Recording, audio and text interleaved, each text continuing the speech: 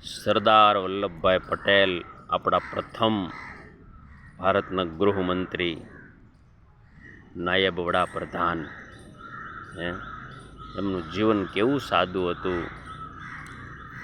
એમણે ભાવનગરના મહારાજાને કીધું કે આપણે આપણા દેશને જય હિન્દ કરવાનો છે, લોકશાહીમાં ભેળવવાના છે બધા રજવાડાઓ. તો ભાવનગરના મહારાજાએ સરદાર વલ્લભભાઈ પટેલના એક શબ્દે તરત સોંપી દીધું ભાવનગર. પછી વલ્લભભાઈ પટેલ કહે કે ધન્ય છે મહારાજા, તમને ધન્ય છે મહારાજા. આવું વલ્લભભાઈ પટેલનું ભવ્ય અને દિવ્ય જીવન હતું મિત્રો. જેના બેંક ખાતાની અંદર રૂપિયા ન નીકળે ને એના હજારો કરોડના સ્ટેચ્યુ બને, અને જે હજારો કરોડ બેંકમાં ઠાલવી દે ને ભ્રષ્ટાચાર કરીને એના સ્ટેચ્યુ ન બને ભાઈ. એ અમારા સરદાર વલ્લભભાઈ પટેલ છે.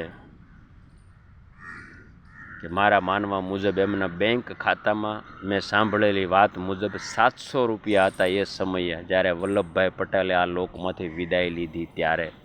તમે વિચાર તો કરો, ભારતના ગૃહપ્રધાન, આખા દેશનો વહીવટ, તો એના ખાતામાં આટલા જ પૈસા નહીં. એ ભારતના વીર સપૂત કે જેમણે ભારતની સેવા સિવાય એક સ્વપ્નું નહોતું.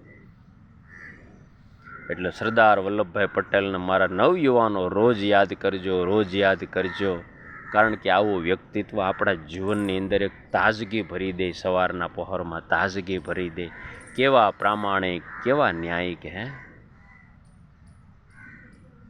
એમના દીકરી મણિબેન પિતાની સેવામાં અખંડ હાજર.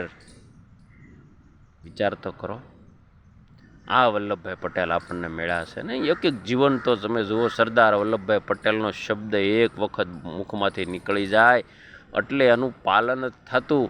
ક્યારે પાલન થતું કે એનું એટલું બધું ચારિત્ર્ય મજબૂત હતું.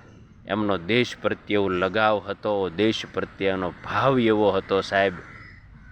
અને સરદાર વલ્લભભાઈ પટેલ આ લોકમાંથી જ્યારે વિદાય લીધી ને, ત્યારે ખ્યાલ આવ્યો સાચો તો કે આ વ્યક્તિત્વ શું હતું. કારણ કે એમના બેંક ખાતાની અંદર માત્ર 700 રૂપિયા હતા. 700 રૂપિયા વિચાર તો કરો.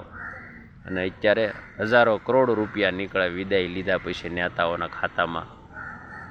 તો એ સરદાર પટેલને શત શત વંદન. યુગો યુગો સુધી સરદાર વલ્લભભાઈ પટેલ અમર છે, અમર છે. અમારા યુવાનો માટે અમર છે, અમર છે. સરદાર વલ્લભભાઈ પટેલની જય હો, જય હો, જય હો, જય હો. સરદાર વલ્લભભાઈ પટેલની જય હો, જય હો, જય હો, જય હો.